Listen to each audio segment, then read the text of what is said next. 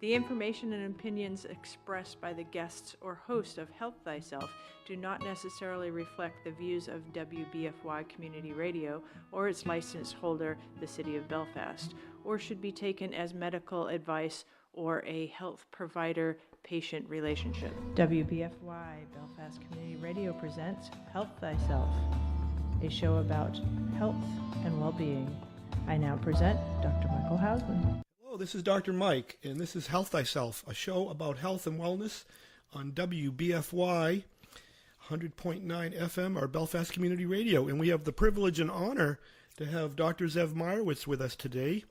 Hello, Dr. Zev. Hi, Dr. Mike. It's How good are you to doing? be back. Good. Dr. Zev is an expert in using homeopathy and therapies to treat Lyme disease and its co-infections. And we did a show back probably a couple months ago and got a lot of wonderful feedback from it. And people, they want to really talk more and more about Lyme and learn about it. So I thought this would be a great opportunity to bring you back in here. Great. And I'm really glad you're here. So I guess my first question for you is, how did you get started on this Lyme quest? Well, what happened was about 12 years ago, somewhere between 11 and 12 years ago, I noticed on this diagnostic unit that we use that we were seeing similar patterns in all these different autoimmune diseases. And I really didn't know what was going on. And what I did, which I commonly do when I suffer from a state of diagnosis confusion, is I closed my eyes and I just asked the question, what am I looking at? And I kept hearing this thing, Lyme. And I had no idea what Lyme was. I kept thinking, you want me to go eat a lime? What's going on here? And so I started digging into a lot of research, anything I could find on Lyme. And honestly, truly, there wasn't a lot around about it at the time. But I did happen to find a really good, reputable homeopathic company who I got close with their medical director, who was a really, really cool guy. His name was Dr. Bruce Shelton, who really taught me all my homeopathic knowledge. Dr. Shelton was the medical director for Heal, if you remember Heal, and moved over to Deseret Biologics, or DesBio, many years ago. And what happened with Heal, interesting story, but what happened was they were sending out faxes to all the providers for their products and stating what they treat. Well, the FDA and the FTC didn't like that very much, and they fined Heal $6 million. Wow. Heal is owned by the BMW company. So what they did was they pulled out of the United States rather than fight it, and that left a tremendous void, and Deseret Biologics stepped in and really filled that void.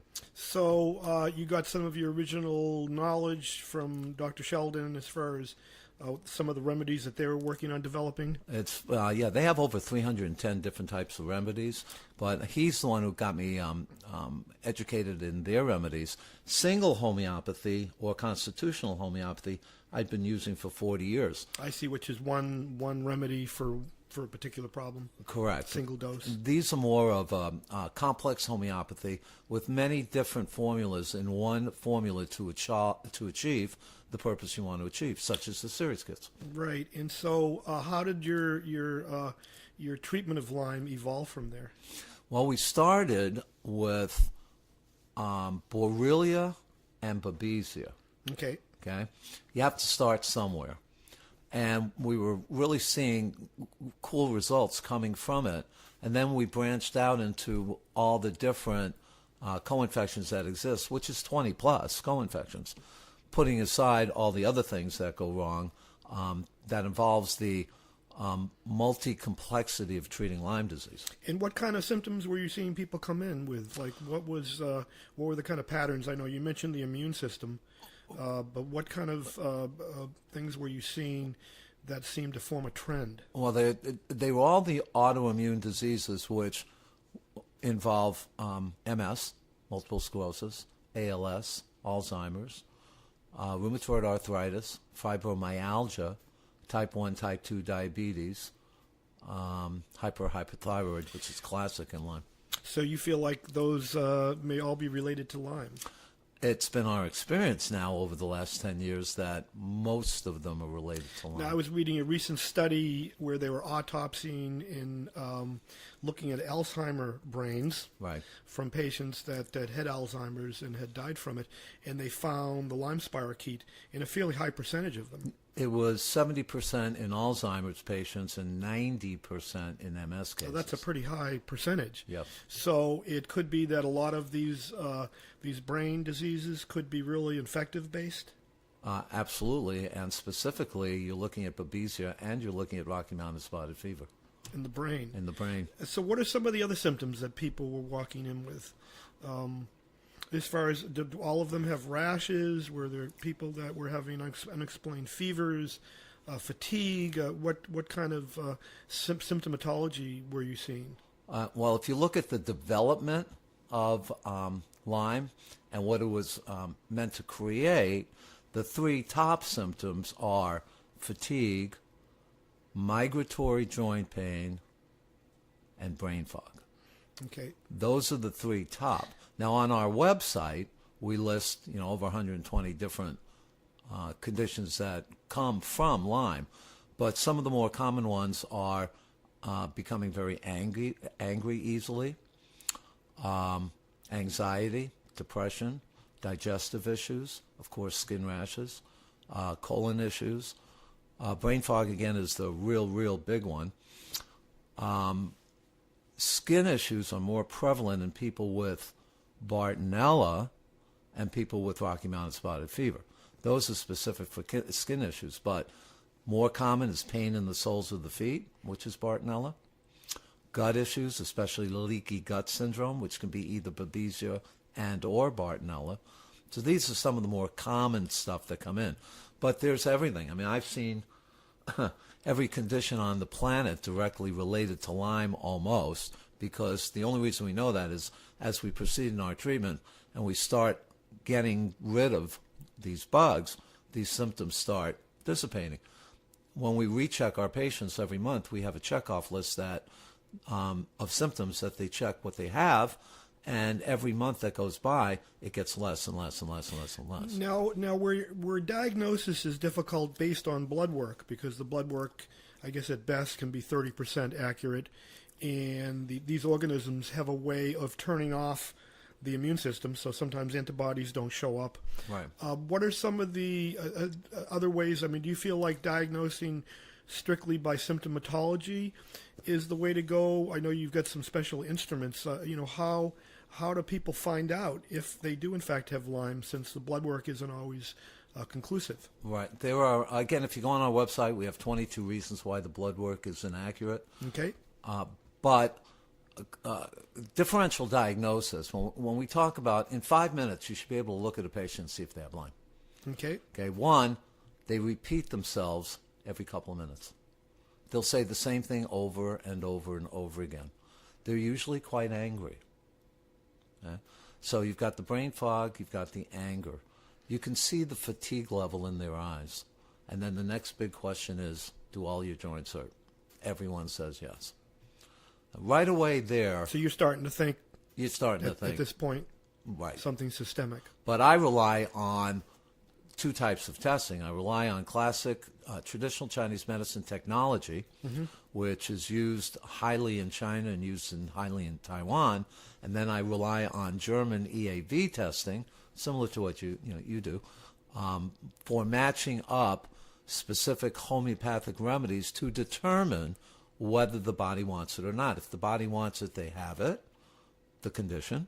If the body doesn't want it, then it rejects it and says they don't have it. Okay, so you have some ways of actually testing that, utilizing the remedies themselves to see if the body is interested in having those. Yeah, what was on that subject was really interesting. I had a call from an MD from Boston yesterday on a patient that actually I treated for 2 years because she had, I can't tell you all the stuff she had going on with her, but she's fine. She feels great. Best she's felt in 30 years, and she's classically had it for 30 years.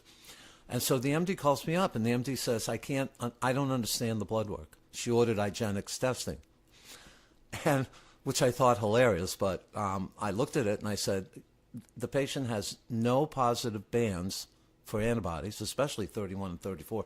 They're all negative for Lyme. The PCR, which is the polymerase chain reaction DNA test, was negative for Babesia and Borrelia. She had a 80 on the Lyme assay, and they say on the form anything 80 or greater is indicative of Lyme.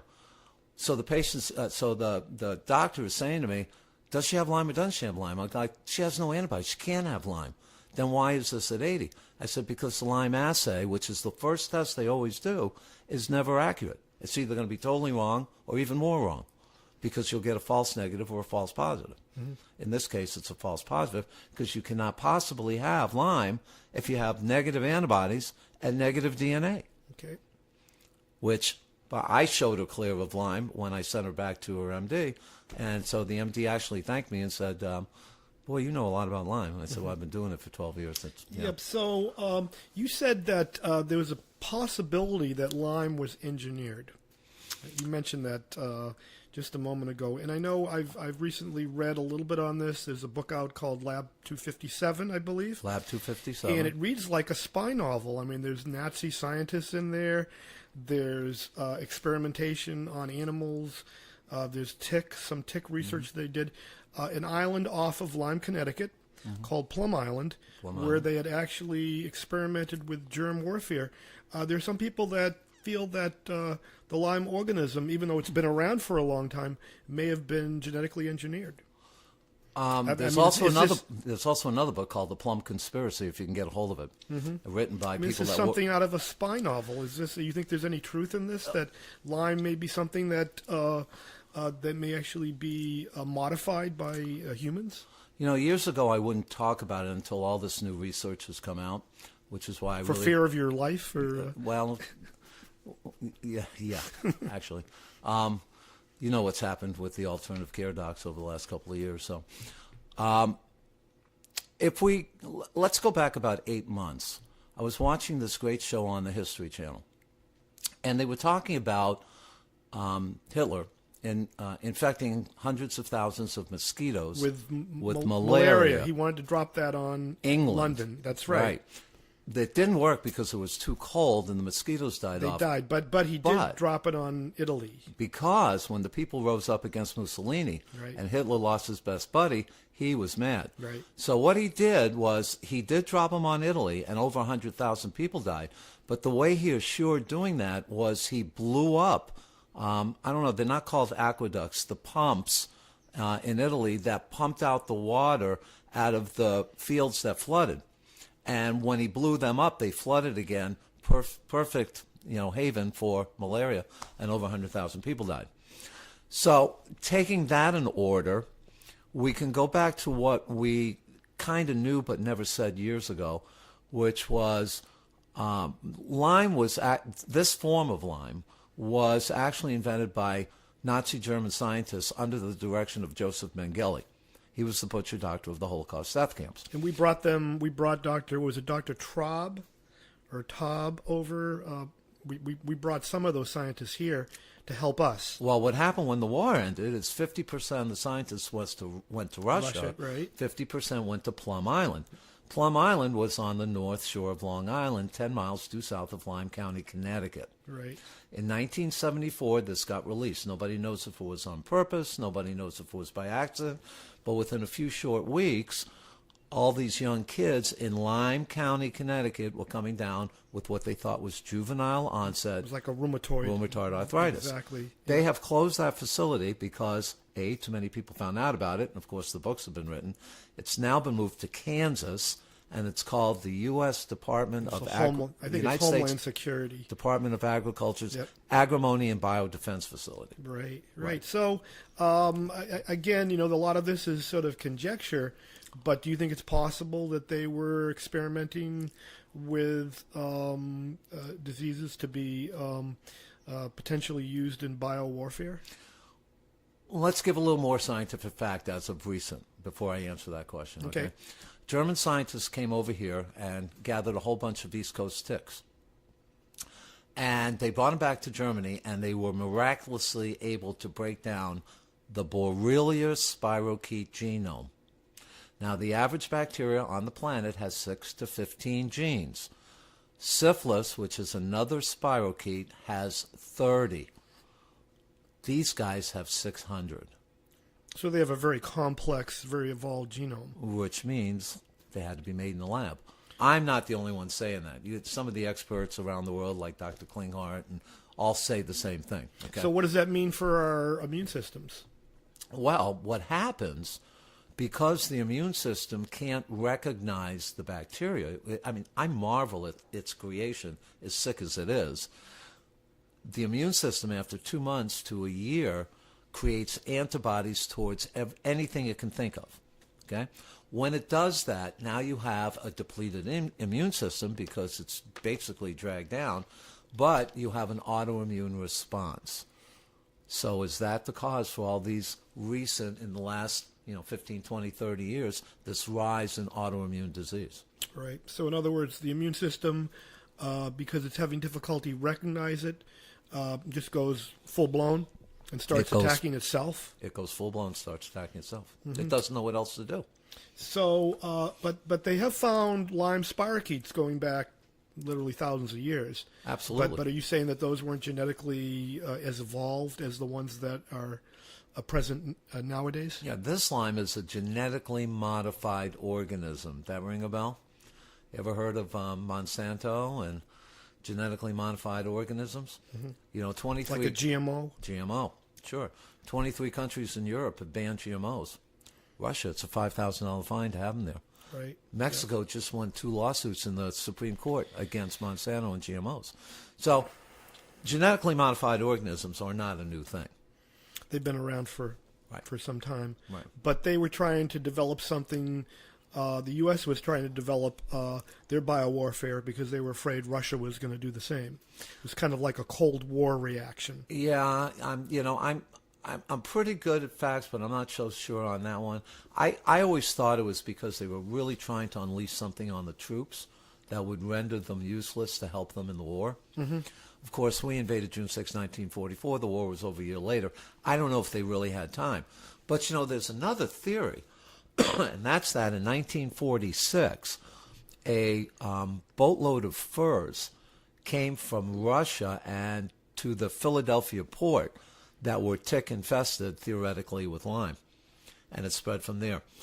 That's another theory that's out there. Right. I don't know if that's true. And does it really matter in terms of your treatment No. as to where it started and how it evolved? I mean, it makes for interesting conversation.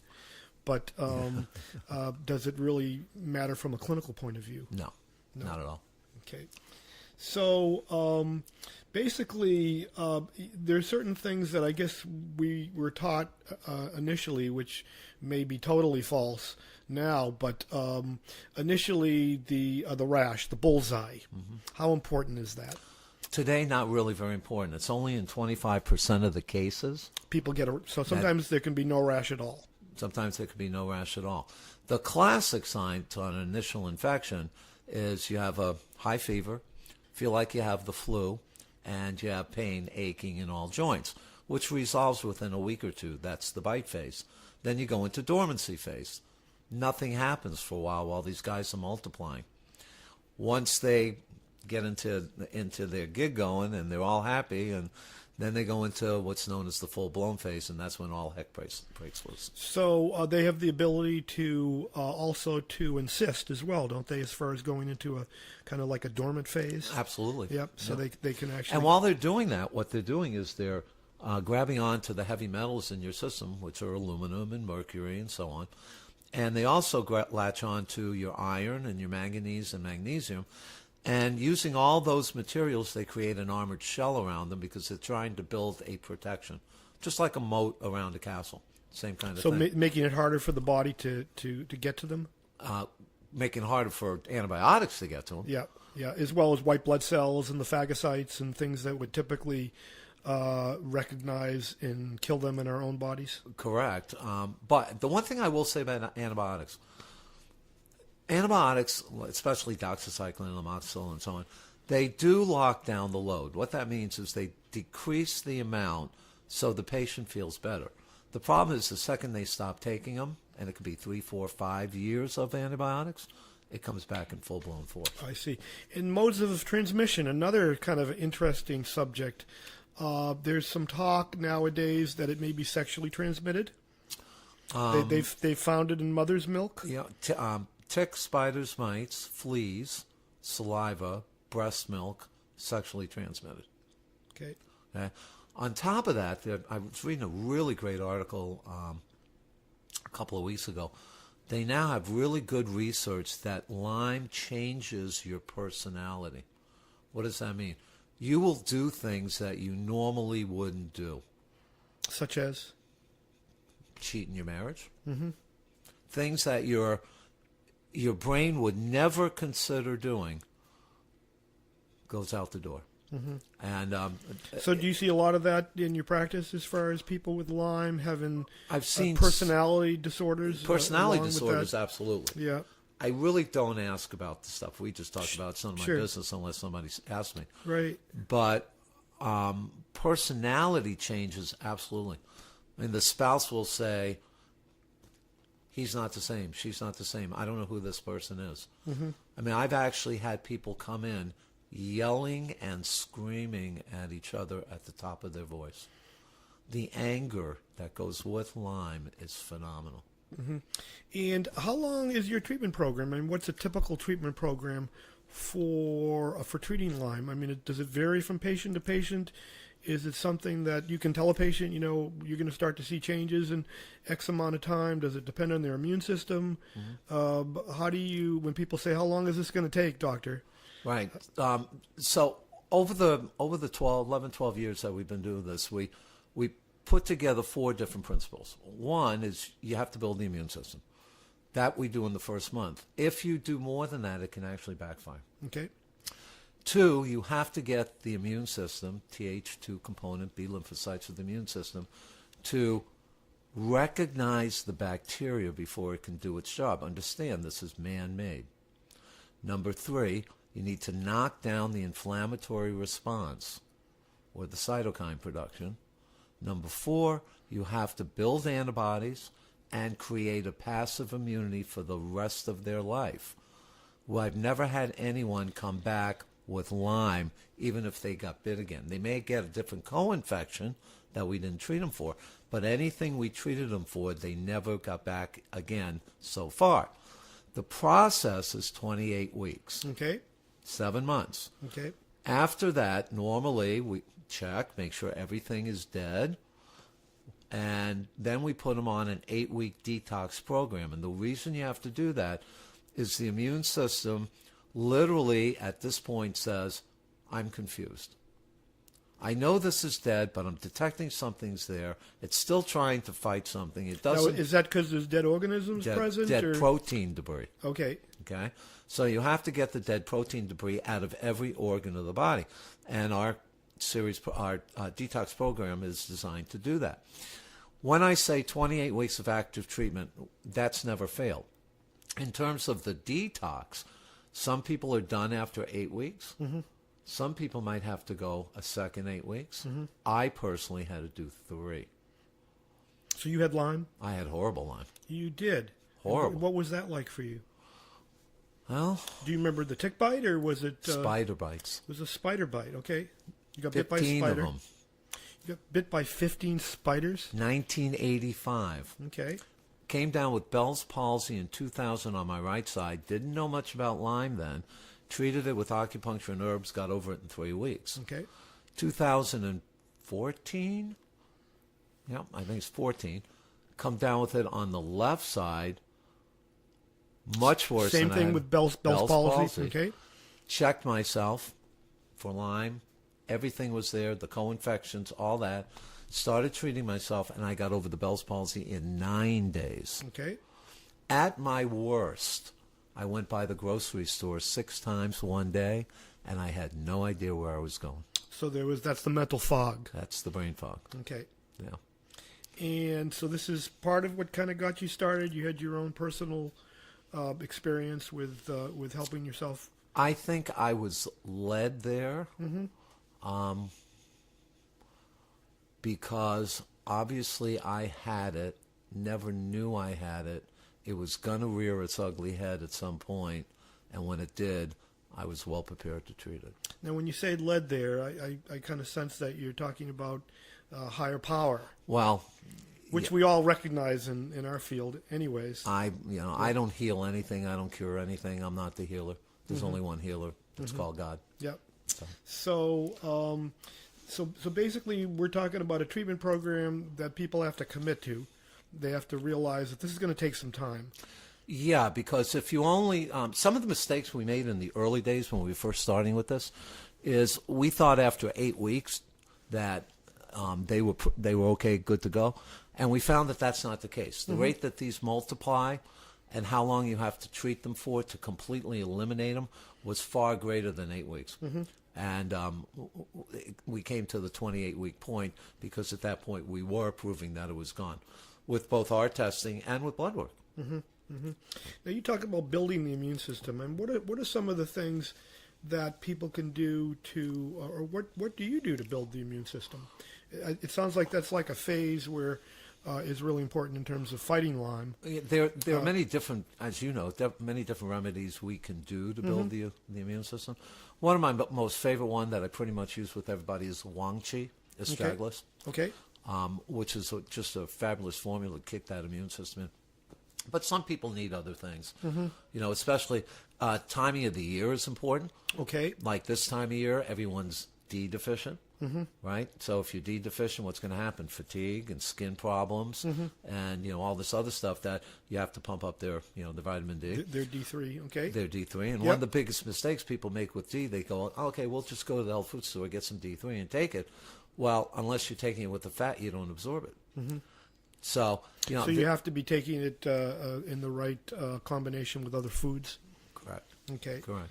And what other things help the immune system?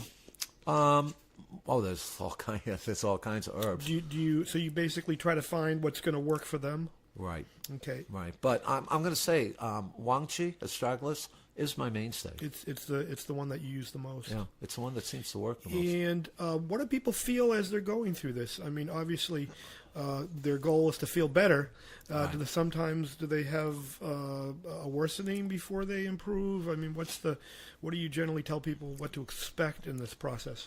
Everyone goes through what's called herxing, or Herx reactions, which means every time you get a significant die-off, you're going to feel like you have a touch of the flu. Some worse than others.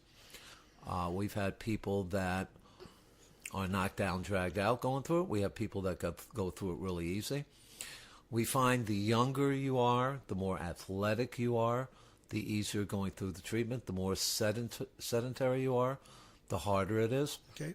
You also have to take into account people with MTHFR gene mutation because they don't detox as well. The methylization. Right. And there's a lot of stuff that's involved in it, which, when I teach our protocols around the country, we say don't just follow this one protocol that's put out by a company. You really have to deal with the multiple systemic infectious disease syndromes that the patient is having. And no two Lyme patients are the same. First of all, no two Lyme patients get the same co-infections. Second, talk about co-infections for just a moment there. Okay, hang on one second. Okay. Secondly, how it affects the organ syndrome of everybody is completely different. Right. In families, you get 5 people in family, each one will be affected differently. Right. On the subject of co-infections, over the years, we found that everyone had Borrelia, Babesia, and Bartonella, the 3 Bs. 5 years ago, the Townsend newsletter actually agreed with me and put it out in their newsletter. In the last 5 or 6 years, everyone is showing up with cytomegalovirus and mycoplasma. Okay? Recently, in the last 2 years, almost everybody's showing up with Rocky Mountain spotted fever. Now, every time my dog gets a tick on him, who, by the way, I treated for Lyme, 120-pound dog, was sick as can be. Now he jumps up and licks your face off. Well, he got bit again, and he was back to not feeling well. And so I tested him. He got RMSF, Rocky Mountain Spotted Fever. In 30 days, that dog went from laying on the floor to back jumping up on me. Having said that, everyone's different. The way we're designed to do this is we get this big die-off in the first 2 weeks, then a slower die-off the next 2 weeks. Then the next 2 weeks, slower die-off. Then bang, we get another big die-off week 6 to 8. So it's likely in the first 2 weeks and the last 2 weeks of 8-week program that they're not going to feel so good. Right. Now you go into the 1Ms. When you go into the 1Ms... Now when you say 1M, you're talking about a homeopathic dosage. Right. When you go into a higher dose, at that point, you never know when they're not going to feel well, which is why, I was treating people from out of state, pretty much stopped doing that because, and I pretty much stick within state unless, somebody calls and their friends or whatever, because crises happen during treatment, and you have to be available to take care of them right away.